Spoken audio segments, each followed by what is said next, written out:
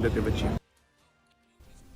Deputy Chief Minister Sngau Bhalangdhar announced that the state government plans to construct 40 to 50 kilometers of roads in the city, replacing the abandoned Smart Roads project due to complications. He stated that the PWD department has prepared estimates for nearly all major roads in the area.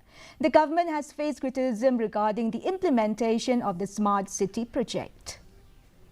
We are in the process of improving everything. Don't worry, it will fall into place. Everything. Don't worry. Be patient with us. So a lot of problems of drainage and That is the reason. potholes. That is the reason. Problem with the smart road. I already informed before, and the pothole, the PWD will take care of it. Now, from PWD department, not from Smart City. Now they have prepared an estimate to resurface almost all the important roads within the city.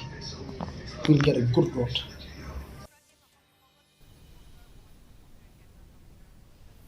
Teachers and student leaders of North